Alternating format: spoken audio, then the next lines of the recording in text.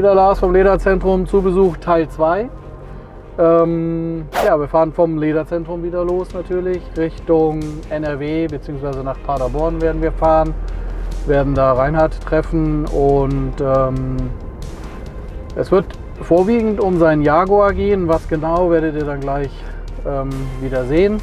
Und aber Knaller on top, der hat noch ein paar andere schicke Autos, die werden wir auch uns angucken können, sagte er, ein bisschen drüber reden und ja, schauen wir mal, wie der Tag läuft.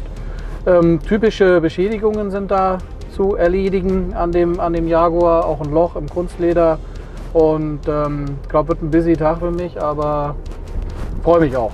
Also, bis gleich in Paderborn.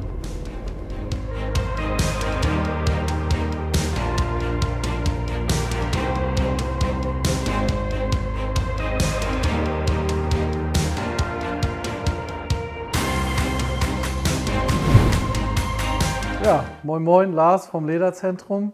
Heute sind wir in Nordrhein-Westfalen, in Paderborn und bei Reinhard zu Besuch. Wir haben uns auf Du geeinigt, genau. Obwohl wir nicht ganz im gleichen Alter sind, aber das passt so ungefähr, passt so ungefähr plus minus genau. 20 Jahre. Ja, super. Vielen, vielen Dank, dass du dich beworben hast. Ja, und wie man, glaube ich, jetzt schon sehen kann, sind wir hier in einer wirklich sehr, sehr schönen Garage. Kleiner Traum, hatte ich vorher schon gesagt. Ich meine, wenn wir natürlich hierher kommen, dann quatscht man schon mal ein bisschen vorher, lernt sich schon mal ein bisschen kennen und wir knallen nicht sofort die Kamera an, sondern wir gucken erstmal, wie die Situation ist und muss auch erstmal ein bisschen warm werden miteinander. Genau. Ja, einmal kurz zu dir. Auto sammeln schon immer oder wann hat das angefangen? Ja, ich glaube, ich bin so vor 20 Jahren angefangen mit einem 993. Aber dann hat mich das noch sehr interessiert, ein bisschen in ältere Fahrzeuge zu investieren. Schauen wir uns gleich mal an. Das ist die letzte Neuerwerbung. Das ist ein Jaguar E-Typ Serie 3, Baujahr 74. Ja, und da gibt es ein bisschen was zu tun. Deswegen bin ich auch froh, dass ihr heute hier seid. Ja, super. Genau, ja genau, wie man es auch schon so ein bisschen im Hintergrund sieht. Wir haben alles nochmal abgedeckt. Bodo wollte ganz gerne, dass wir alles wieder abdecken. Wir haben ja schon mal geguckt. Ne? In erster Linie sind wir für dieses Fahrzeug hier, weil der hat 2 Sitze, zeigen wir gleich, oder ein paar Schnittbilder. Die sind in einem guten Zustand.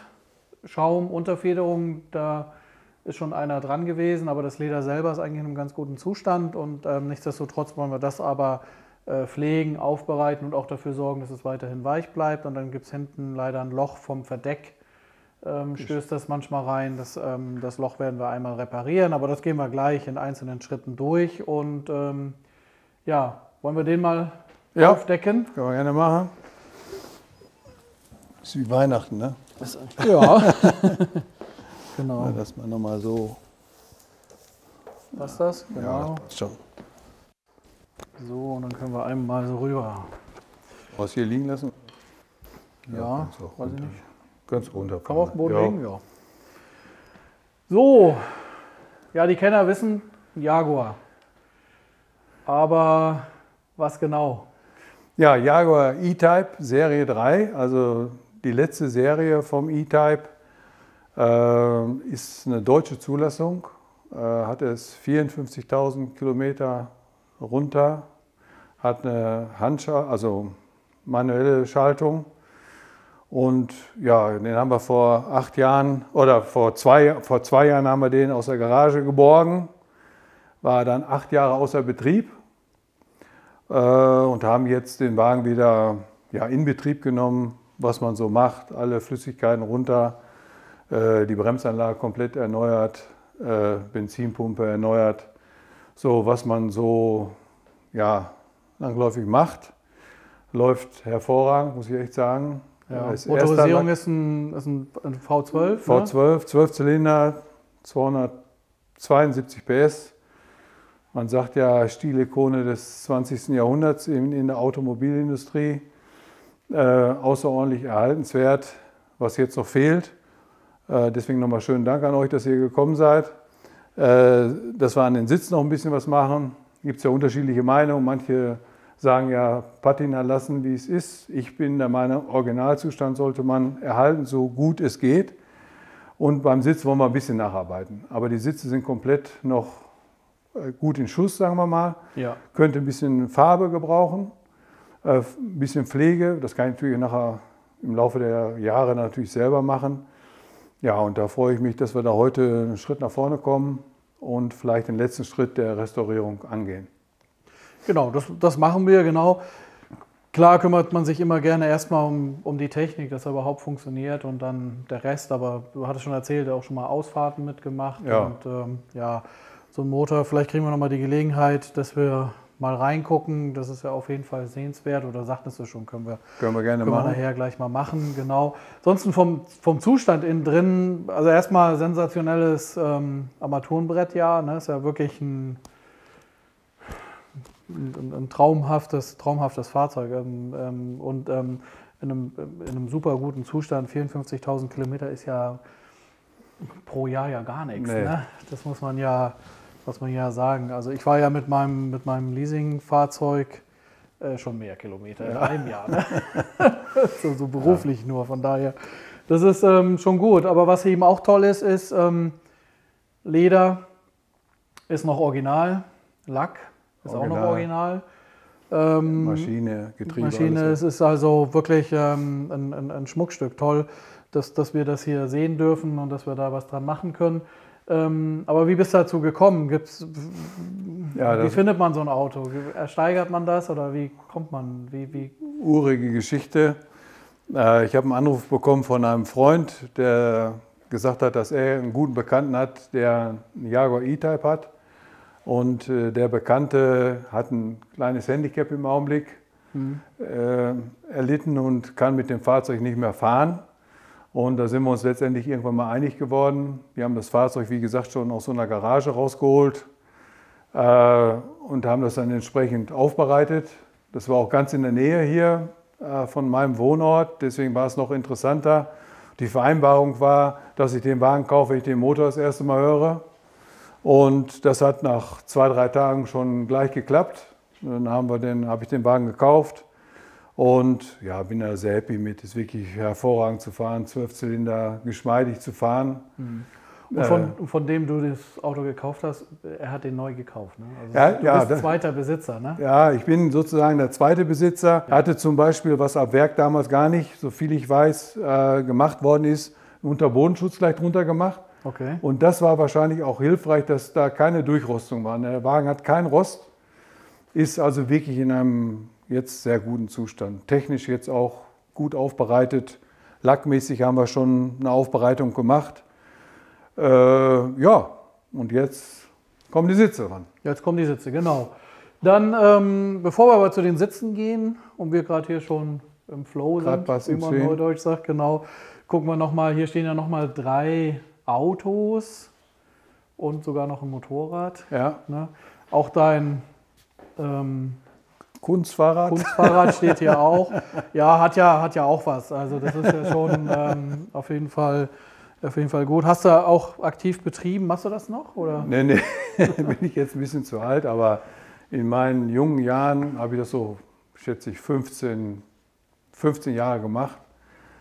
2er Kunstfahren der Männer. Ziemlich erfolgreich, 5-mal 3. deutscher Meister und war auch eine tolle Zeit. Hat man viel Disziplin gelernt. Ja.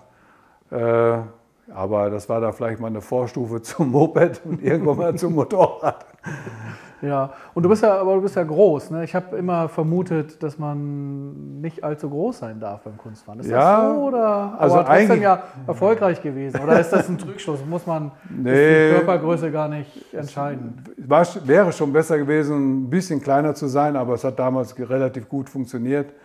Mein Partner war entsprechend kleiner, sodass es gewichtsmäßig ganz gut hingehauen hat. Und wir haben da ganz gute Erfolge gefahren, das muss man schon sagen. Ja, super, genau. Sieht auf jeden Fall auch schön aus. Ich finde es auch toll, dass es hier wird nur irgendwo aufgehängt hier oben. In dem schönen Raum ist, ja. Wollen wir den aus dem wir gerne machen. Befreien? Ja. Und da gibt es ja auch ein bisschen was zu erzählen zu diesem Fahrzeug. Ja, das ist ein Porsche Targa F-Modell. aus dem Jahre 79, glaube ich, ne? ja, 71, glaube ich. Ich komme da, Ja. glaube ich, besser dran. Genau. Äh, Wir müssen ja ohne Maske ein bisschen gucken, dass wir nicht zu dicht, ne? genau, ein bisschen Abstand halten. Und ja, den haben wir auch von Grund auf gemacht. Also Nude und Bolt, Restauration, war alles runter, was man sich vorstellen kann.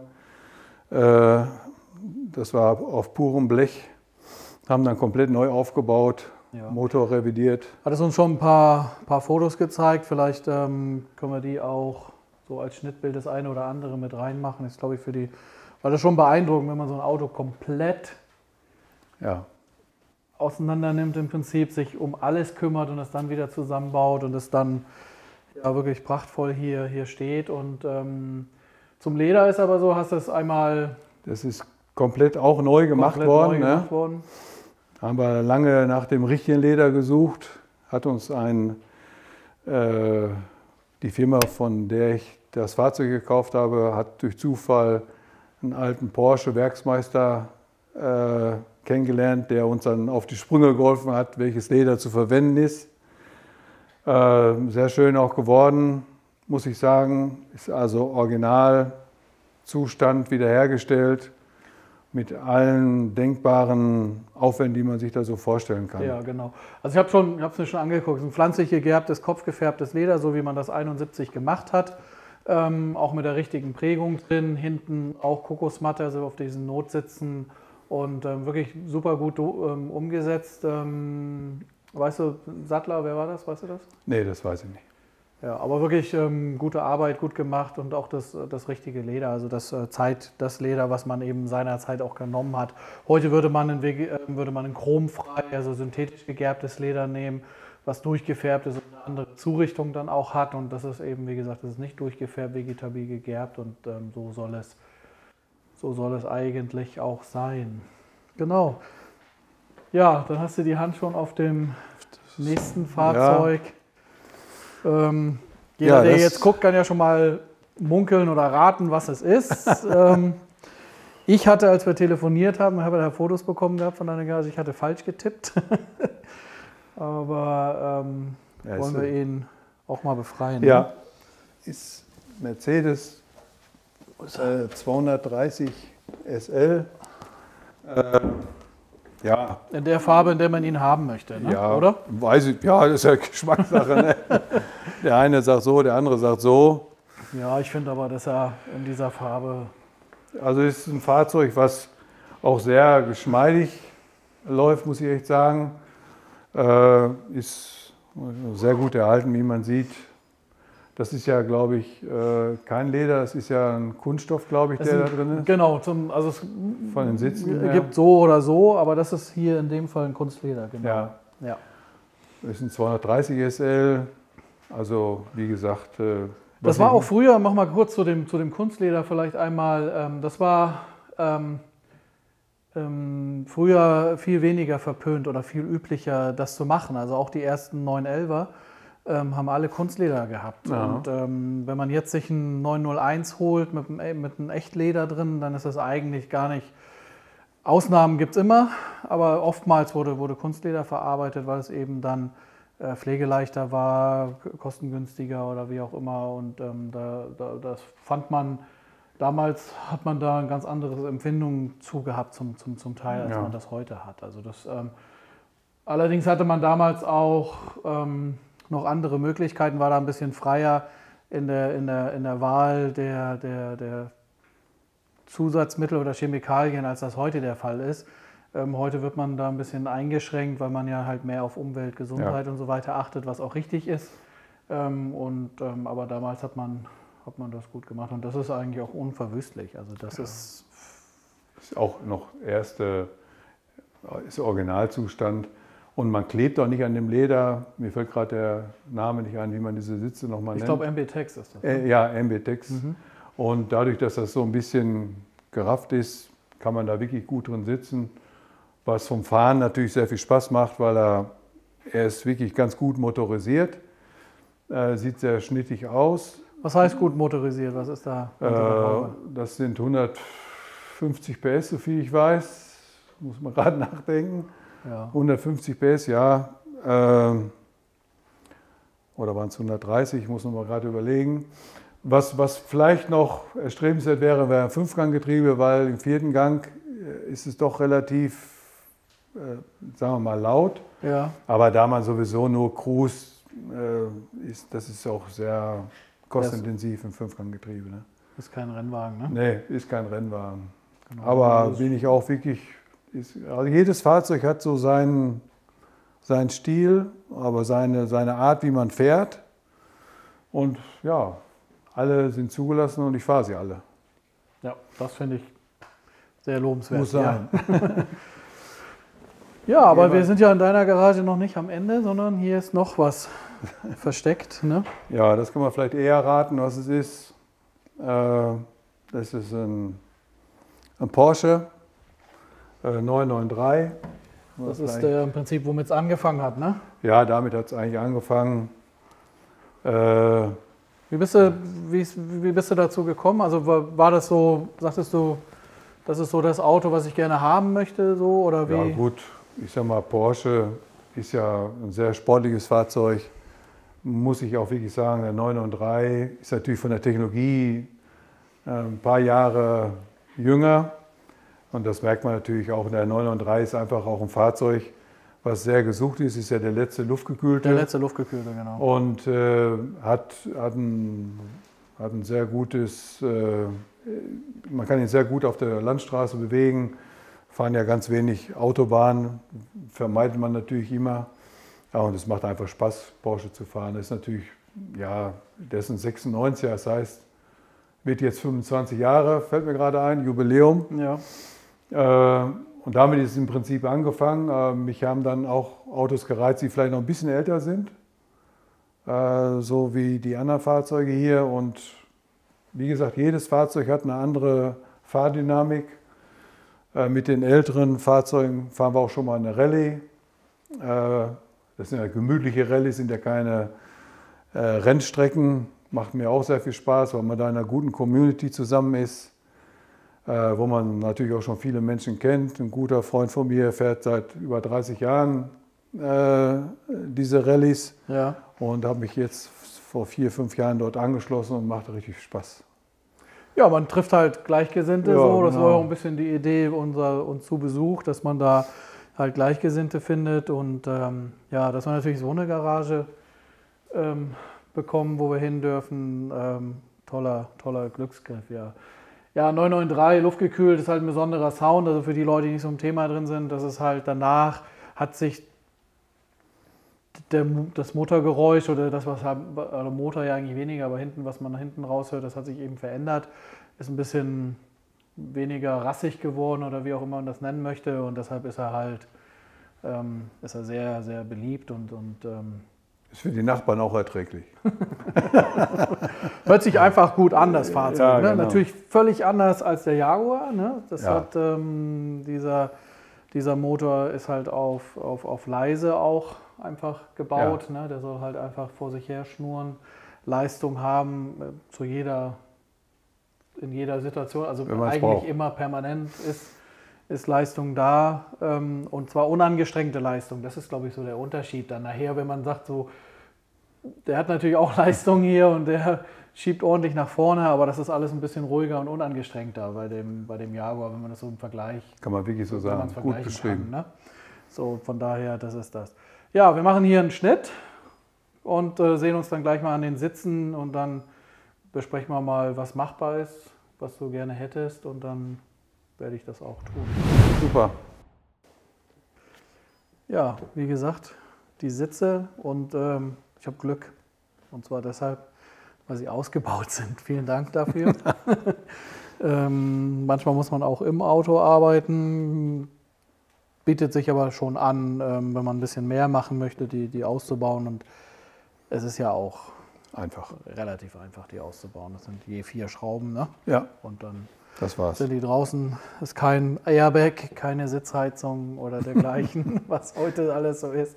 Man muss auch keinen Fehlercode beim Wiedereinbauen korrigieren oder so.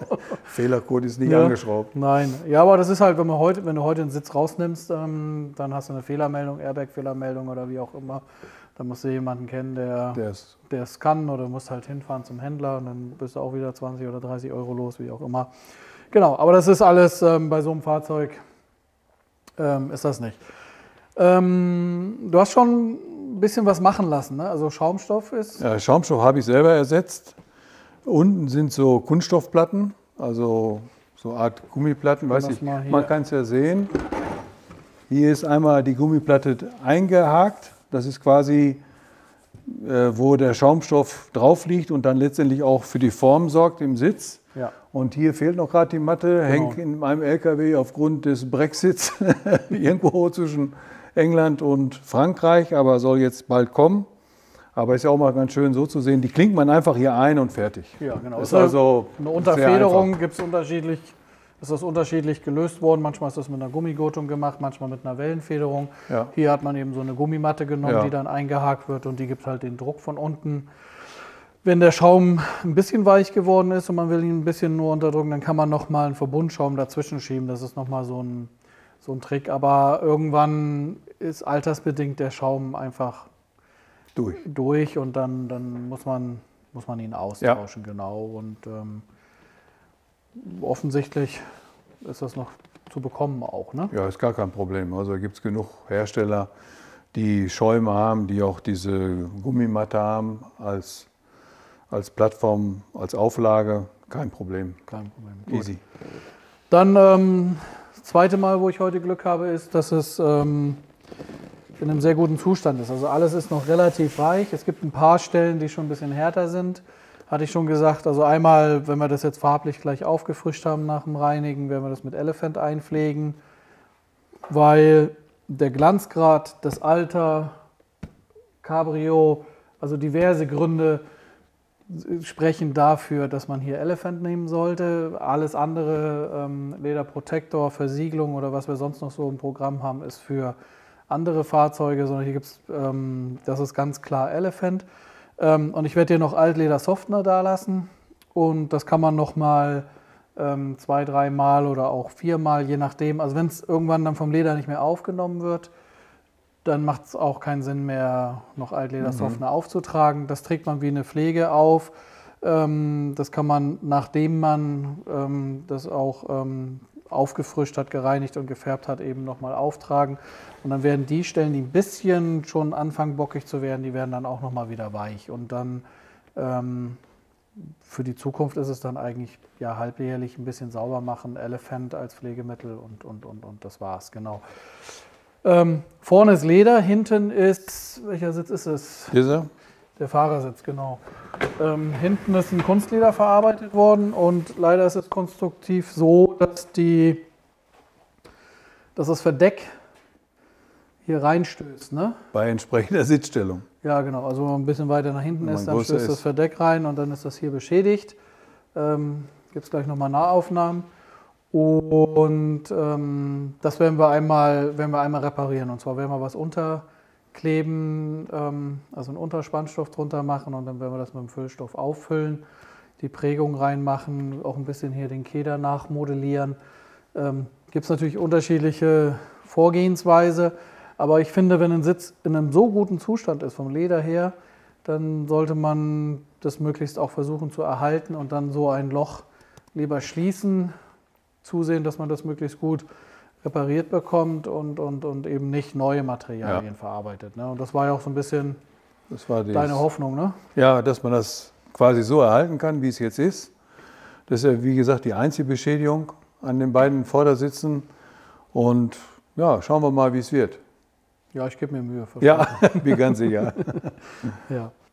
Also ich werde jetzt anfangen, einmal zu reinigen, Lederreiniger Stark und Bürste, entfetten, raue Stellen, glattschleifen und so weiter, aber das seht ihr gleich. Lederreiniger Stark, Schaumspenderflasche direkt auf eine Bürste, nie direkt aufs Leder, das gleiche auch mit Lederreiniger Mild. Oder eben auf einen Schwamm geben oder auf ein Tuch, dann Reste, also Reinigungsreste und gelösten Schmutz mit dem Tuch abwischen. Das darf auch nebelfeucht sein in diesem Fall. Auch die Rücken Rückenlehne bzw. die Rückseite der Rückenlehne, auch wenn sie Kunstleder ist, wird sie einmal gereinigt und dann alles entfetten mit Lederreinigungsbenzin. Hier sieht man ganz schön, dass da noch Wachsreste sind. Da hat man eine Lederpflegecreme auf das Kunstleder aufgetragen. Das sieht dann so aus, wenn man das so einmal entfettet und beim zweiten Mal entfetten, da sieht man auch schon das Loch, um das wir uns gleich ein bisschen länger kümmern müssen. Kriegt man dann aber die restlichen Pflegereste, die da drauf sind, runter. Wir entfetten einmal alles, weil wir werden alles einmal farblich auffrischen mit Lederfresh und kümmern uns jetzt aber als erstes erstmal um das Loch, bevor wir uns um die Farbe kümmern. Und damit ich später die Prägung, also ja die Prägung, die Struktur des Leders, des Kunstleders da wieder reinbekommen kann, nehme ich ein Brigitte Kartuschenset, mache mir eine Kopie der Oberfläche. Das kann man trocken föhnen oder trocknen lassen. Wenn man es trocknen lässt, Raumtemperatur, dauert das so 20 Minuten. Beim Föhnen geht es schneller, aber Achtung, nicht das Kunstleder oder Leder verbrennen und ja, die Kanten möglichst flach ausstreifen. Dann Unterspannstoff einmal einarbeiten, ein bisschen fummelig da an der Ecke mit dem Keder und dann Rundung nach vorne hin, um die Ecke dann auch noch, dann steht ein bisschen Material über, aber wir schneiden erstmal nichts ab, sondern wir versuchen erstmal alles nach unten zu kleben. Werdet ihr gleich sehen, dass das ein bisschen noch Herausforderung war. Also Flüssigleder F034 ist das Produkt, was wir hier verwenden. Und das muss man dann trocknen lassen, 20, 25 Minuten mindestens, verliert ein bisschen an Volumen, muss man dann wieder nachholen. Und ich habe einmal dann so ein paar Ecken, die so hoch stehen da, das sieht man da vielleicht zum Keder hin, was mir nicht so richtig gut gefällt. Und Flüssigleder ist dann nicht das richtige Material, um was anzukleben. Da kann man dann vielleicht doch lieber mit Lederkleber arbeiten. Deshalb kommt hier nochmal was Weißes zum Einsatz. Den kann man wiederum ganz gut trocken föhnen und anpressen, das ist kein Problem. Und kriegt das dann ein bisschen sauberer hin. Genau. So, alles erstmal so weit wie es ging angedrückt, zurückgedrückt, Spannstoff drunter. Jetzt wird Flüssigleder eingefüllt. Ich habe das selber eingefärbt, weil ich mir nicht sicher war. Ich habe das Auto ja vorher nicht gesehen, ob das wirklich schwarz ist oder nicht. Deshalb Flüssigleder einmal selber eingefüllt. Wenn ihr ein F034 schwarzes Flüssigleder kauft, das ist satter vom Ton her, als das, wenn ich das hier selber mache. Also man kann auch Flüssigleder neutral sich kaufen und dann halt Farbe oder Fresh dazu machen und sich das selber einfärben, so wie ich das jetzt hier gerade mache. Am Ende kommt das aufs Gleiche hinaus, außer bei Schwarz ist das halt immer ein bisschen Problem. Aber das 20, 25 Minuten trocknen lassen und jetzt das Pad erhitzt und da presse ich einmal rein und hier, das habe ich extra drin gelassen, zu schnell hochgehoben. Ich sage immer mindestens bis 30 zählen, damit sich das Material, was sich zuerst aufgrund der Hitze miteinander verbindet, wieder trennen kann, damit man eben nichts abreißt. Und ja, wie das so ist, wenn man das immer selber schult und erklärt, macht man es dann im wahren Leben selber nicht. Wollte nur einmal zeigen, wie sowas aussieht, dass wenn jemand sagt, er möchte gerne auch mit Prägung arbeiten. Also Prägung erhitzen. Bei Kunstleder muss man ein bisschen aufpassen, dass man es nicht zu heiß macht, gegebenenfalls. Bei Leder kann man da eigentlich Vollgas geben. 120 oder 130 bis 150 Grad ist absolut okay für Leder. Für Kunstleder sollte man sich so bei 80, maximal 90 Grad aufhalten, sollte man nicht drüber kommen. Was an der Oberfläche ist, am Heißluftföhn bedeutet das nicht, dass man mit 90 Grad das erhitzen sollte. Dann kriegt man nicht genug Hitze zustande. In Heißluftföhn darf man gerne ein bisschen hochpowern. So, dann wieder 20 Minuten gewartet. Ich föhne jetzt diesmal ein bisschen die Oberfläche an, um sicher zu gehen, dass das oben erwärmt ist. Dann haben wir die Erfahrung gemacht, wenn man die heiße Prägung drauf macht auf eine erwärmte Oberfläche, dass es sich dann nicht mehr so stark miteinander verbindet. Und wenn man sich ein bisschen mehr Zeit lässt und das langsam löst, so wie ich das jetzt gerade da mache, dann sieht das auch schon besser aus. Immer noch das Loch da vom ersten Mal. Deshalb müssen wir da auch nochmal nacharbeiten. Und wir haben extra so diese mehreren Bilder drin gelassen, wie es auch wirklich war. Ich habe mich da bestimmt 2,5 Stunden mit beschäftigt, nur mit diesem Loch, plus Trocknungszeit. Und also da ging eine ganze Menge Zeit eigentlich dafür drauf. Und wir wollten halt einfach auch mal in diesem Video zeigen, das ist eben ein Loch in der Größe, das ist nicht mal eben in 3 Minuten wegrepariert, sondern da gehört ein bisschen Zeit dazu, muss man sich ein bisschen Zeit nehmen, aber dann bekommt man das richtig gut hin. Also das sieht richtig gut aus im Nachgang, muss ich sagen. Genau, ja, wird langsam. Schön flach ausstreichen, also über die Schadensstelle drüber hinausgehen, das ist absolut in Ordnung, beziehungsweise macht Sinn, dann kriegt man insgesamt so eine bessere Festigkeit und das Auge kann auch die Stelle nicht so ganz gut erkennen. Und dann ja wieder trocknen lassen. Ich habe wieder die Oberfläche ein bisschen angeföhnt, habe gesehen, dass mir das noch nicht gefällt, fülle noch mal ein bisschen wieder nach. Auch das war mir wichtig in dem Video zu zeigen, dass man das nach und nach füllen kann. Und auch wollte ich einmal zeigen, dass man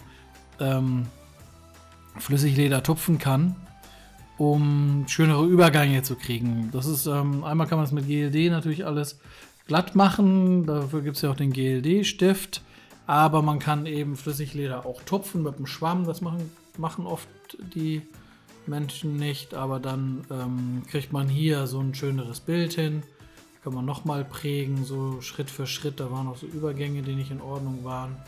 Und mit dem Spachtel, mit dem kleinen, da gerade der auch vom Lederzentrum ist, also das Werkzeug kriegt man auch von uns, kann man das einmal in Ordnung bringen. So, wir hatten das noch zwischendurch geschliffen und entstaubt, jetzt kommt Leder Fresh mit dem Schwamm drauf und was jetzt jeder sieht, der schon öfters mal ein Video von mir gesehen hat mit Leder Fresh, ich streife es drauf und tupfe nicht.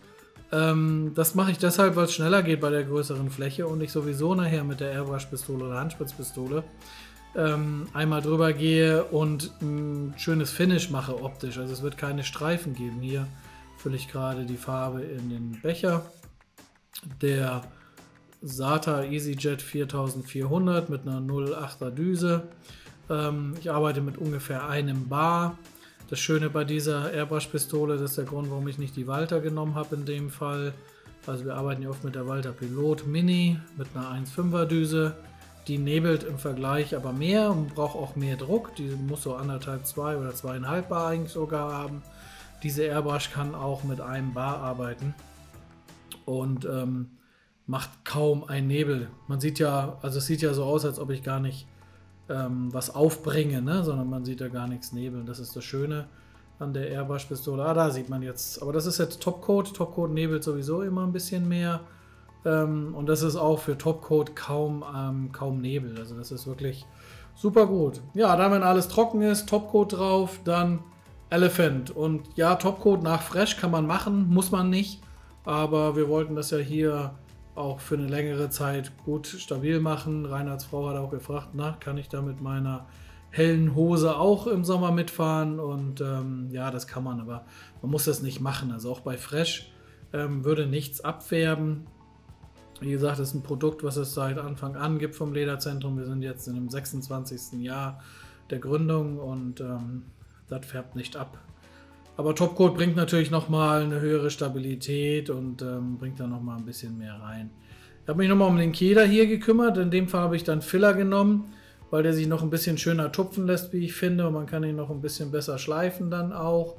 Beziehungsweise den kann man schleifen. Und Flüssigleder braucht man immer GLD oder muss es auch tupfen oder eben prägen.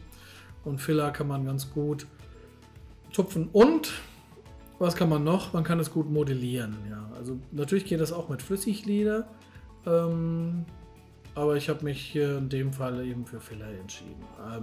Da gibt es kein richtig oder falsch, das hat ein bisschen was auch mit Geschmackssache zu tun oder wie auch immer. Ne? Und auch hier wollten wir noch mal zeigen, das dauert ein bisschen. Das ist keine 10 Minuten Reparatur, sondern hier ist man auch 1 Stunde, 1,5, ist man gut beschäftigt, um das dann nachher einigermaßen so hinzukriegen. Übergänge ausschleifen, das ist halt der Vorteil am Filler, deshalb habe ich Filler genommen. Genau, vorsichtig am Keder, nicht zu viel Farbe drauf und dann habe ich jetzt sicherlich noch ein paar Mal nachgearbeitet und bin dann schon zum Fahrzeug. Mittelarmlehne sauber gemacht, Lederreiniger mild oder stark mit einer Bürste, entfettet, Unebenheiten ausgeschliffen und dann Leder Fresh mit dem Schwamm aufgetragen. Lenkrad, das könnte man mit dem Lenkrad-Reparaturset machen, Reiniger mild oder stark gereinigt. Dann einmal entfettet, das ist so das Wichtigste beim Lenkrad, alle Übergänge glatt geschliffen. Nochmal entstaubt mit Lederreinigungsbenzin, jetzt kleben wir hier nochmal ein bisschen was ab und dann werden wir mit Fresh und einem Schwamm Farbe auftupfen und da kriegt man das gut hin. Und da seht ihr, ich tupfe jetzt, weil ich hier im Fahrzeug nicht mit der Airbrush-Pistole arbeiten wollte. Und Reinhard hat sich um die Parsenin gekümmert. Das ist aus Kunstleder, einmal mit Lederreiniger mild oder stark. Von der Bürste das sauber gemacht. Ich glaube, er hat stark genommen, weil es relativ glänzend war. Da war doch irgendeine Pflegecreme drauf, die da nicht drauf gehört. Und dann haben wir das mit Lederversiegelung einmal eingepflegt. Genau. Ich nehme ganz gerne einen Schwamm, um das aufzutragen. Und muss man machen. Genau. Und jetzt lassen wir den Motor starten. Viel Spaß dabei.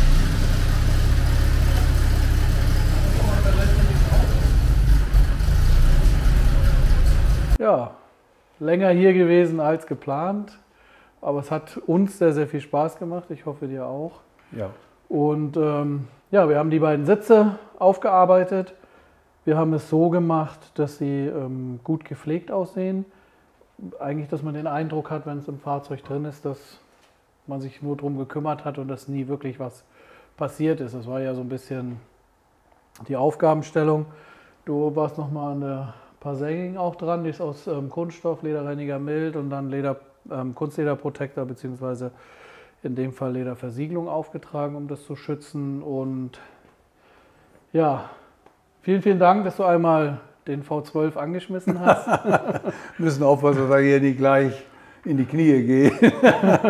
Die Fenster retten uns. Ja, die Fenster retten uns. Wir haben das Tor auch aufgemacht, ja. Fenster aufgemacht und ja, aber es ist schon ein ganz, ganz spezieller Sound, kriegt man nicht alle Tage und das ist ja dann fast noch schöner als auf einer Messe hier, weil der Motor wurde mal angeschmissen. Das ist ja das, was man auf einer Messe leider oftmals nicht zu Gesicht bekommt bzw. hört, dass auch was angemacht wird. Dass er läuft. Auch, ne? Ja, dass da was läuft, genau. Und unsere Serie zu Besuch soll ja so ein bisschen die ausgefallene Messesaison oder den ausgefallenen Messestart ausgleichen und da haben wir jetzt mit dem schönen Fahrzeug noch richtig einen oben drauf gelegt. Ja, dein Fazit, so deine Hoffnungen? Ich möchte mich erstmal bei dir und deinem ganzen Team bedanken. Ich habe viel gelernt über die Pflege von Lederprodukten. Ich hoffe, dass ich die Reihenfolge mir gleich nochmal aufschreibe. Es ist viel, viel besser geworden, als ich gedacht habe. Wir haben auch, oder du hast das sehr, sehr sorgfältig gemacht.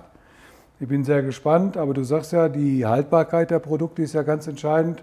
Und das kann man jetzt schon sehen, dass das wirklich ganz toll geworden ist. Wir haben ja intern im Interieur noch das Lederlenkrad gemacht und die Armlehne so ein bisschen aufgearbeitet. Aber ich finde, das sieht jetzt nicht übertrieben aus, sondern es sieht so natürlich aus. Und ja, also das, was wir uns vorgenommen haben, was ihr euch vorgenommen habt, ist ja wirklich eingetreten. Und ich sage vielen, vielen Dank an Lederzentrum in Göttingen. Ja, vielen Dank, dass wir hierher kommen durften. Sind sehr gut versorgt worden, auch muss ich sagen. Also auch vielen, vielen Dank dafür. Liebe Grüße an deine Frau. Mache ich gerne. Und ja, dann waren wir heute in Paderborn bei Reinhard und seinem Jaguar. Und nächste Woche kommt dann ein neues Fahrzeug. Seid gespannt. Bis dahin. Danke dir nochmal. Ja, Dankeschön. Danke.